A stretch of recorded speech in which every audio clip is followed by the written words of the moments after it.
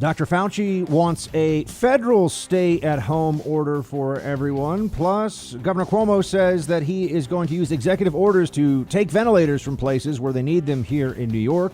A Navy captain is relieved of command of an aircraft carrier for good reason. What does that mean exactly? We'll get into that and more coming up on the Buck Sexton Show.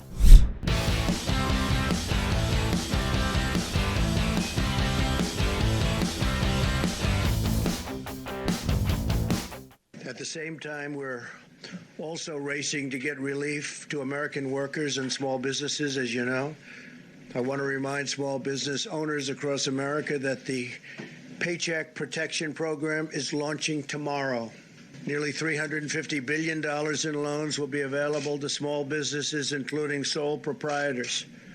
These loans are up to 100% forgivable as long as employers keep paying their workers. Got to take care of your workers. Welcome to the Buck Sexton Show, everybody. Here in the middle of New York City, behind pandemic lines, behind. I kind of combine words there. Here we are in the midst of the worst viral pandemic to hit the United States in 100 years. It is interesting, isn't it, that just from a historical perspective, it really has been about 100 years since we faced something quite like this. And now we're trying to figure out what the heck to do. Every day the plan gets changed, my friends. Every day we're finding out more and more about listen to the experts, maybe a comforting mantra in the midst of a moment of panic, a moment of national panic that a lot of people are going through right now. But the experts are figuring it out as they go along. Some people are starting to feel like some of the experts are making it up as they go along. They simply don't know. We'll get into what I mean by that. Not just on the virus, also on the economy, also on a whole bunch of things. We are in the early stage of this. So a lot of the decisions that feel like they are necessary right now, we will look back on and I think question much more openly. But the dynamic shifted very quickly to you either think that Dr. Fauci is the one voice that must be told, must be listened to on all things, no matter what you were told. Or if you have any problem with any of this, you're a terrible person who wants to see everyone die. That's at least the dominant consensus media, liberal and really center and even right-leaning narrative that you're hearing from a lot of people these days. Look, I've been in quarantine for weeks at this point now. This is week 3, I suppose, of only leaving my apartment for absolute necessity, being alone, not interacting with other human beings. Okay. So I think that because we all are going through some variation of this, isn't it to be expected that we're going to want to ask some questions and know really what's going on? Aren't we supposed to be able to ask what the heck the end game is here? So this is, I think, something that is going to become increasingly problematic.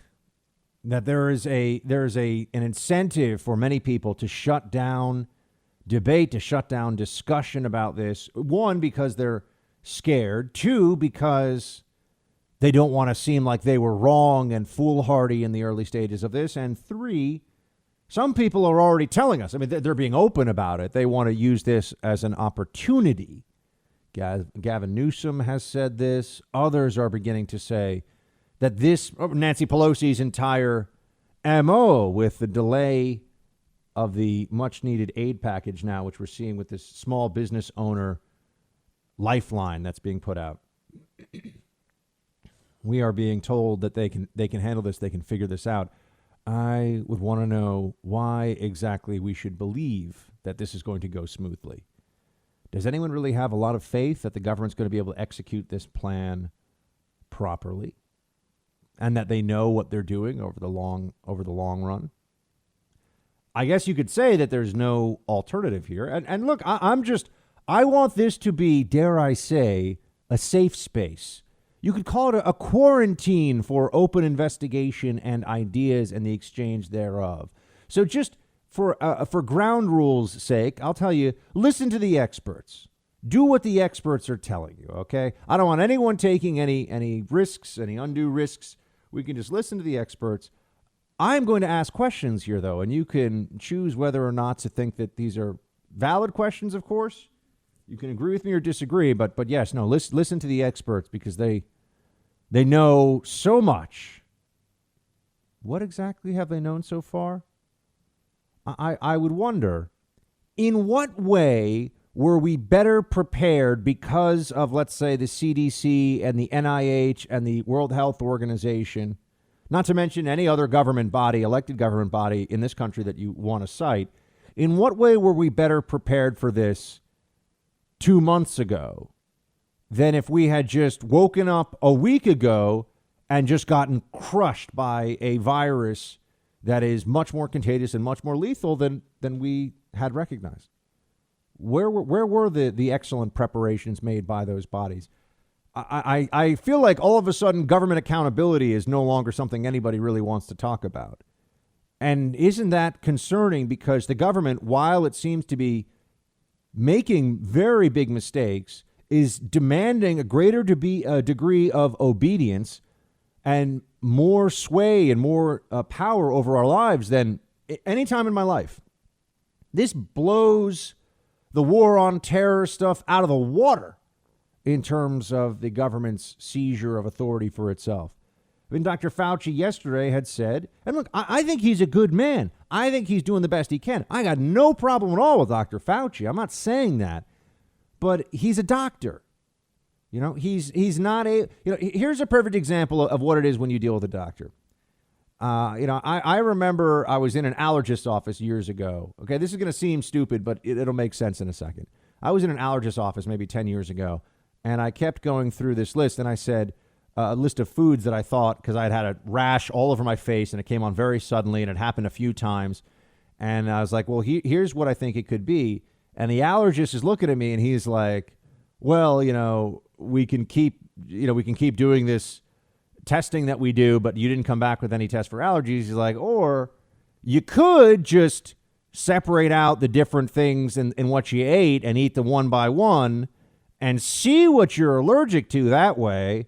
But I can't tell you to do that because, wink, wink, I can't tell you that it's worth the risk to do that. Now, doctors, especially in this country, so of course I ended up eating it. I found out I was allergic to a certain kind of sweetener, and it caused a rash on my face. Okay, fine. End of story. Not a great story, Buck, except this is the mentality of medical personnel in the country, understandably, given two things. One, their area is health. That's what they focus on. That's their thing. How do we keep you from being sick? Okay. How many of you have been told by a doctor at some point, if you're going to go out there on a bike or anything else, you better wear a helmet. Now, they're right. You are taking a risk. But how many doctors have you ever heard say, nah, don't wear a helmet. Don't worry about it. It's because their mentality is focused on your health and safety, and your own conclusion about whether you want to be on your skateboard when you're 18 looking like a nerd or not. By the way, I'm pro helmet, even though my head's too big for them. But I'm just saying this is what I think a lot of people are forgetting in the conversation, that doctors are not czars for all American life right now. They're giving us the information that they have, which, by the way, is imperfect and in many cases has been wrong, as they've admitted. These are just facts. I'm just spewing facts right now, or spewing truth. That should probably be one of the taglines for the show. Buck is spewing truth.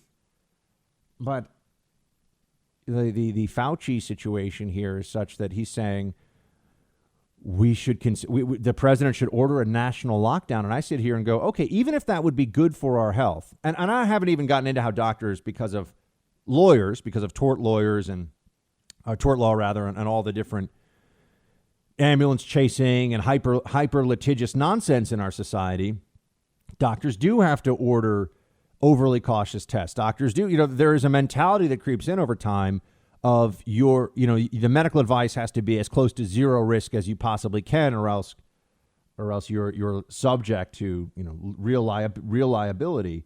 In the Fauci scenario here, he's saying that he would like the president to give a national stay-at-home order.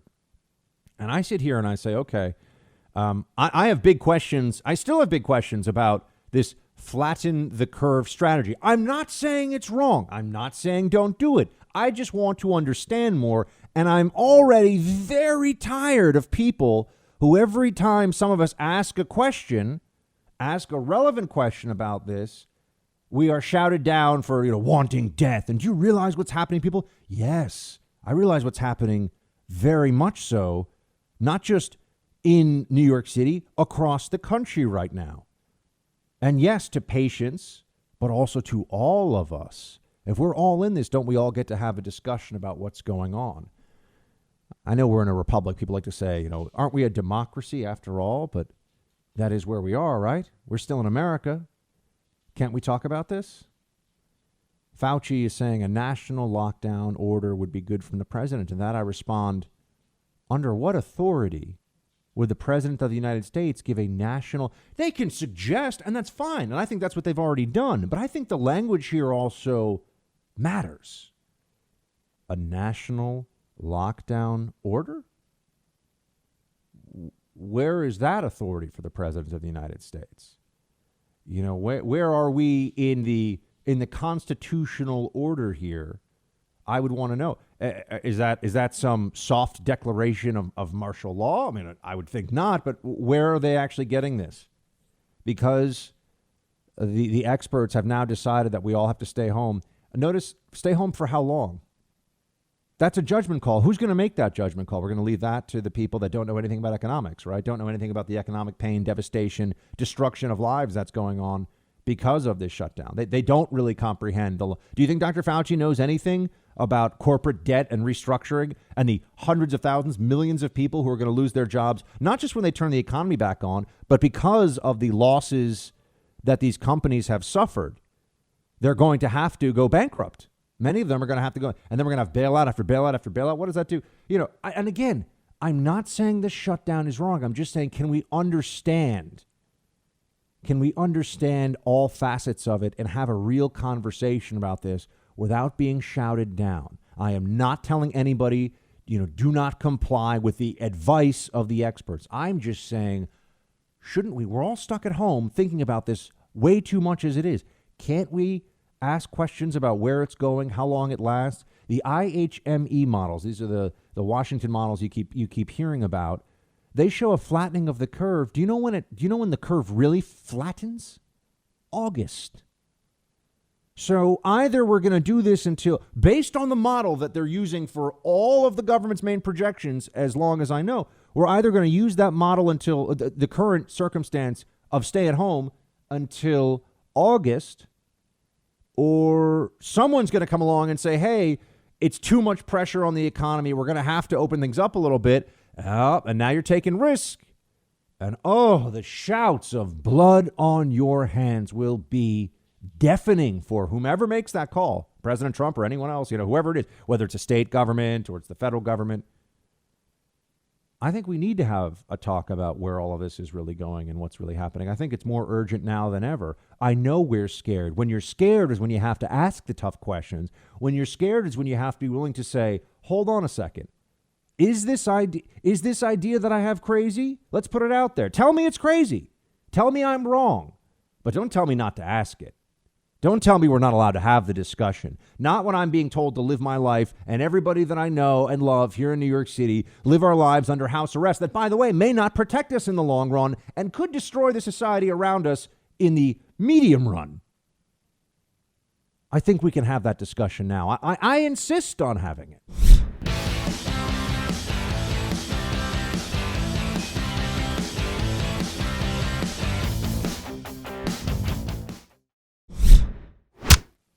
Well, yeah, I mean, if you look at what's in those 30-day recommendations of the guidelines, that's essentially what it is. I mean, I know it's difficult, but we're having a lot of suffering, a lot of death. This is inconvenient from an economic and a personal standpoint, but we just have to do it. That is our major weapon against this virus right now. Yeah. We don't have a vaccine that's deployable. This is the only thing we have, and we can get through it if everybody really leans forward and pushes on this. Now, there are some issues that are unresolved by this approach, and that's one of the things that I wanted to talk to you about today. We're also seeing that the data from models used as recently as a week or two ago, many people are pointing this out, the data tends to dramatically overstate where we'll be the following week. The end of month projections are dire and horrible. And look, we are losing far too many people. It is a catastrophe, okay? We have seen the refrigerated trucks outside of hospitals in New York. There will be refrigerated trucks for extra morgue capacity outside of other hospitals across the country. You already know that. You don't really need me to tell you that. You understand that will happen in other cities too. We all understand the seriousness of this right now. But we also know this has never been dealt with before like this in a modern economy, period. And we know that there are countries out there that have tried, places that are trying to lock down. Some of them have had some success. Some of them haven't. And why is that? There must be ways that a lockdown occurs that are better than others. Just telling everybody, stay in your home for a month or 2 or 3. This seems to be a response that you'd come up with if you had no other option at all to deal with anything.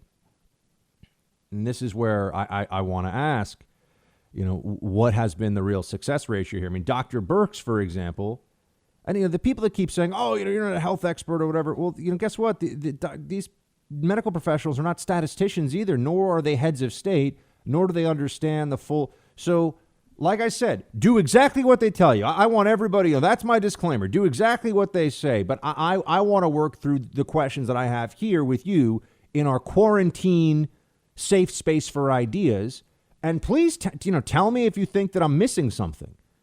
And I come from this, I come at this rather from the perspective of somebody who wants maximum protection of life, maximum protection of our way of life. Okay, number one and then number two. But it can't just be number one with no look at all. Anyone who tells you that all that matters is every single life, whether it's this or any other public policy issue, that's all that matters. The only consideration. They're being ridiculous. Of course, that's not true. It's interesting, isn't it, that right now the hospitals, and we'll talk about the USNS Comfort, which is here in New York. It's very close to where I'm doing this broadcast right now. I could walk to it probably in about 25, 30 minutes. That while this is going on, we're on lockdown. You know what's happened? Far fewer people being killed in car accidents, serious injuries on bicycles. The hospitals have a complete drop off in trauma cases because it's not impossible, but it's a lot harder for a serious high speed accident to happen in your home unless you're trying to make a really crazy TikTok video, right? It's really unlikely. Does that mean that we should tell people that, unless it's essential, no more going outside the home on bicycles or driving or anything else? You would save I'm making philosophical points here. Like I said, listen to the experts. Don't listen to anything I have to say. Okay, fine. But you could lock down everybody at home. You would save lives. At least right now, you've got to assume hundreds, right? You've got to assume a lot of lives have been saved at this point by the lockdown order that have nothing to do with COVID-19. So let's just keep working through this.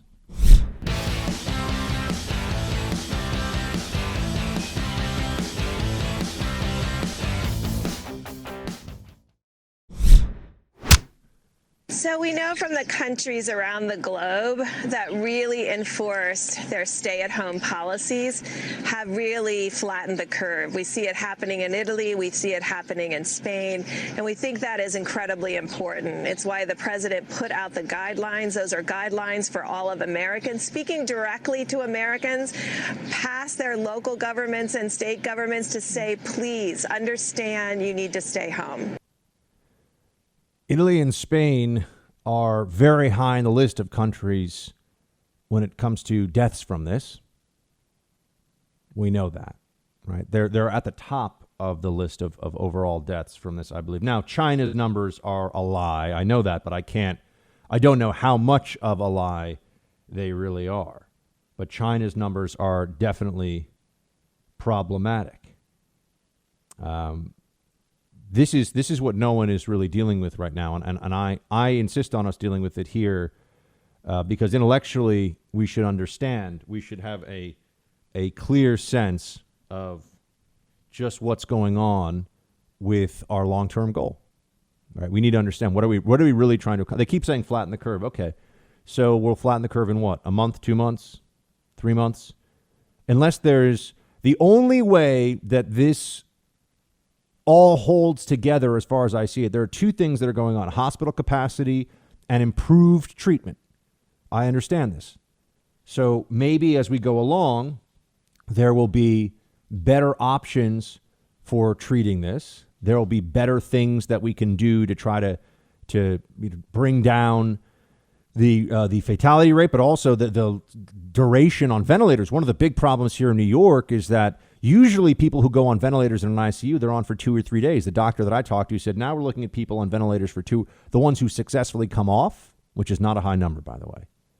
That's a very concerning part of this. Right now in New York, the ventilator success ratio, meaning people who go on and then come off, is about 20%. So you have a 1 in 5 shot if you have to go on a ventilator of ever getting off that ventilator based on what we're seeing right now in New York. Now, maybe with chloroquine protocols earlier and the Z-Packs and the other things that are trying, and that's why I understand you got to do everything you can for people in terms of treatment. No question about that. And you got to be able to treat everybody who needs treatment.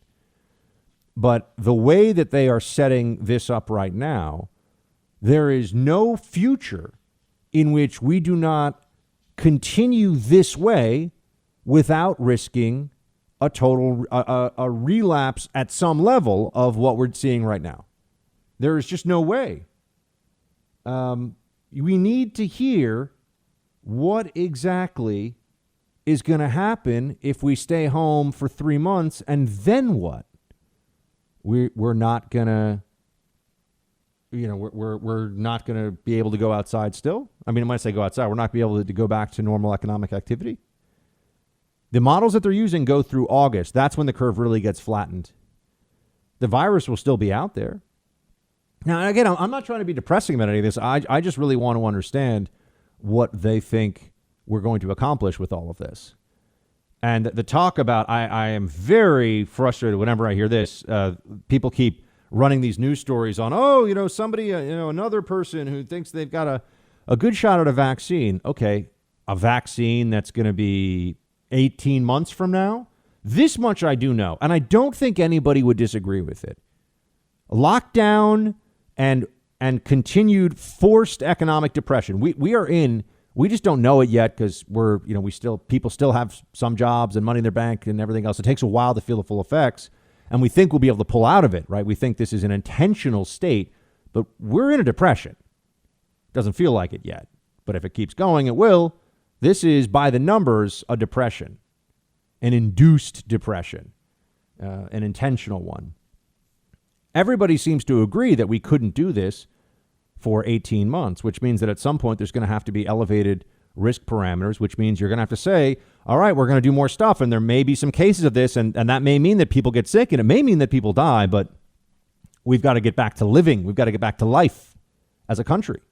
I'm not saying I know when this is, but that has to be part of the conversation, right? Otherwise, what? We're going to do lockdown for 18 months? This place, people will, and I mean this, people will lose their minds. You're going to keep people under house arrest for 18 months? You're going to keep people under house arrest for 18 months and they feel, especially if they feel like they're willing to take the personal risk of contracting the virus, and they'll stay away from other people that are high risk.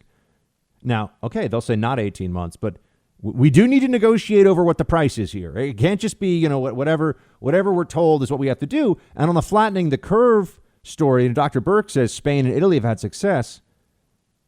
The disease has largely burned through Italy right now. 20% of the people that were infected and were hospitalized in Italy, my understanding is 20% of them didn't make it out. They've had a huge number of people who have been killed by this. We don't know because we don't have serological testing. We don't know how many people have been infected with this. There were some estimates you were hearing a couple of weeks ago that maybe a big percentage of people are asymptomatic carriers and have already had this. So when we're talking about in the last, let's say, 6 to 8 weeks, Italy and Spain have flattened the curve. Well, we don't know how much the disease has already burned through those populations. Another part of the flattening the curve rhetoric that I can't help but notice is that the countries that really have done a very good job with this, from what we've seen, South Korea and Singapore. Now, Singapore is tiny and it's a little benevolent totalitarian state, or benevolent authoritarian state at least. And that's not really a helpful comparison. But certainly South Korea is. You know what they do in South Korea? Masks all along. And the more we think about this, what is the general population risk reduction from everybody if everybody were wearing masks, pretty much. If you go outside, mask, it's a rule. Even if it only reduced 50% of viral transmission, meaning, it's going to be 50% better in the aggregate than what it would be if you just walked around breathing in the air and going about your life. That would have massive public health implications. And I think it's a lot better than 50%. Mask and gloves, it's going to help. It's going to help. And people will say, well, what about doctors? And they have to be fitted. Yeah, the doctors are coming into contact with people in the hospitals with high viral load. So they're highly infectious. They're spewing out a lot of virus. And they're doing it all day. So, yeah, of course, they need to have something that's tight on their face and over their nose and their mouth. But our experts in this country couldn't figure this out, that we should have had everybody masking as soon as, at least, how about everybody masking in New York as soon as it was clear that we were going to have this problem? And now, Miami and New Orleans, and we've already seen what's happened in Washington State, and people think it's going to get bad in Michigan, and people think it's going to get bad in a bunch of other places. If masking would be necessary, but they can't even figure out if that's the way to go. We're all being told to stay home, and they won't tell us how long we have to stay home. And that's because it's the models that they're using. They're just hoping that many of us, I've seen the data, they go to August.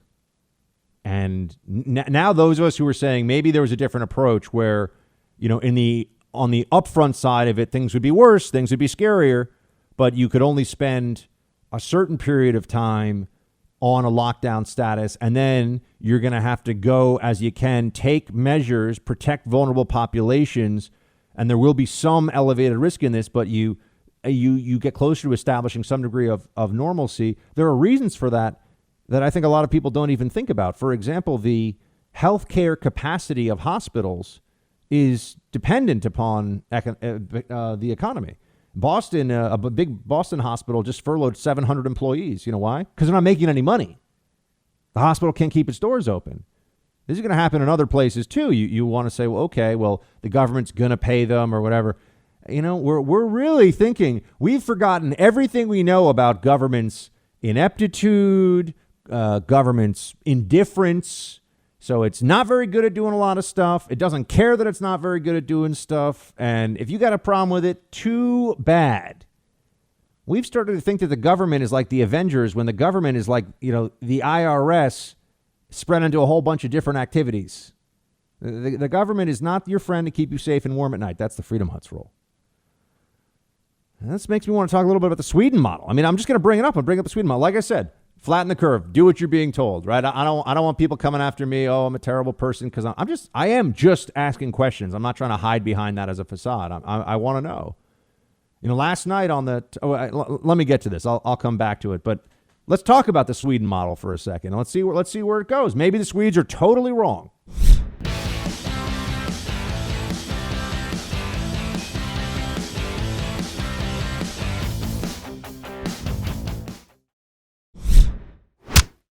Last night I was watching Tucker Carlson's show because right now I think he's got the best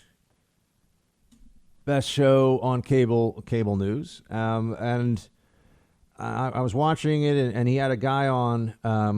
He had two people on to sort of represent different perspectives. One's an expert; he's a doctor, and said the usual stuff. Flatten the curve, get the disease down. Okay, he just looks at the projections from a week or two ago and then goes online and says, okay, so the projections were wrong. Does anybody care? And people shouted at him, and you're a murderer, and why don't you care about old people, and all the crazy stuff that, some of them have been yelling at me too, just for saying, so we're just going to do this. Now we're just going to induce a depression.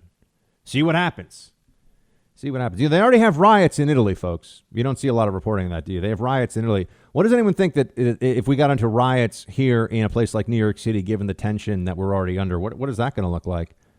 Yeah, there's a life protection issue that would come into play pretty quickly there, wouldn't it? And we got the NYPD right now out sick too, so a huge percentage of the New York Police Department's out sick. So, but Tucker had on this doctor who Tucker went through the whole, okay, what about if we did the following? And this would have been what I thought. I don't know. Not an expert, right? I got to keep repeating this because everyone yells at me and all the rest. I don't care. Whatever. People are nuts. But trying to do the best I can to be as honest and worthwhile in my analysis of this as I can. But there was a doctor on last night, and he was asked about what if we took the approach of protecting vulnerable populations, mask, gloves, work on all the serology tests, do all the things we're doing, but allow people to go to work. You're not going to be going to restaurants, you're not going to be going to bars, but the American people go back to work with precautions for themselves and with vulnerable populations still quarantined for, let's assume the next 60 to 90 days while we figure out more of what's going on here. But then there's more economic activity. There's a greater sense of normalcy. And the doctor gave, I'm just going to say, the doctor gave a zero answer. No, flatten the curve. Okay, maybe flatten the curve is right, but why? Why is that other thing not going to work? We really believe that the people who are in the less vulnerable end of the population going to work with precautions, still telecommuting if they can, but going to work, going to their place of business with precautions. Now, people might shoot this idea down just by saying with social distancing in place, without a relaxation of that, bars, restaurants, retail, none of that opens. Hotels, travel, none of that opens.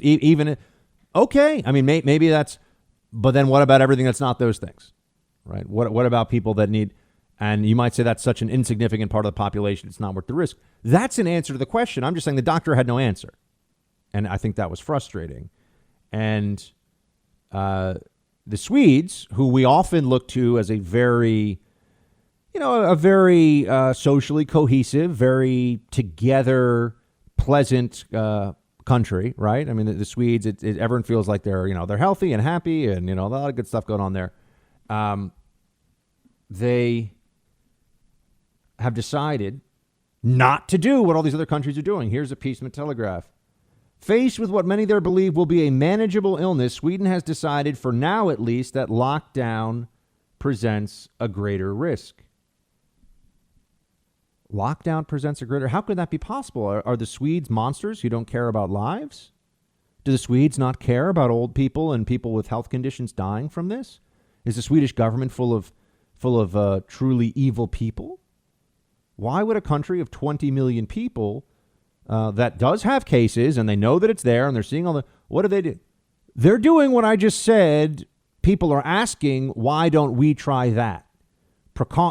Sensible precaution, protect vulnerable populations, and evaluate as you go along. Nope, we've taken the just shut it all down, just shut it down approach. For how long? We don't know. We'll figure that out. We'll let you know. Depression? Who cares? Not important right now. We'll see. Maybe I come back in 2 weeks and I go, okay, Sweden has gotten absolutely hammered by this virus, and they've changed course, and they know they were wrong, and this was a disaster, and they ran the experiment that some of us, I'm not even saying we should have run it here. I'm just saying I want an explanation as to why that wouldn't work. Or why wouldn't the Sweden model work in Utah while we keep New York on lockdown and let the virus get more under control here? Well, why not? That was what was being talked about 2 weeks ago. No, we went from looking at this, it seemed to me, in a fashion that was based on, balancing out risk and reward to the overall American population. We went from, what do? We got to protect people, but what are we willing to sacrifice as an entire society here for these? This is what goes on. And over the course of the last 2 weeks, it just turned into like, shut it down, shut it all down. As long as it has to go, doesn't matter. Just the government will send out checks. Close your mouth. Stay home. That's it. How long? Don't ask. Oh, and there might be a national shutdown order coming. Don't worry about the Constitution. Okay. All right. This is what we're being told. This is what has been said. The same folks that are in a lot of cases telling you that this is the only way forward are also saying, wow, there's so much less CO2 in the air because of this shutdown. Isn't that a great thing for the planet? You don't think that some of the new powers, I mean, this is a stress test on society of government just being able to say there's a really important thing. You no longer have any real rights to question anything. You do what we say. Now, for some of us, I understand it's just an extreme circumstance, and we're just going to say, okay, I guess for now we got no choice. Some of you are probably saying, Buck, I'm not willing to make that trade-off. But for other people, they'll see it as an opportunity. For progressives and the left, they will see this ability to get the government, to get the American people to do as they say or else, as something to be reused in the future. Mark my words.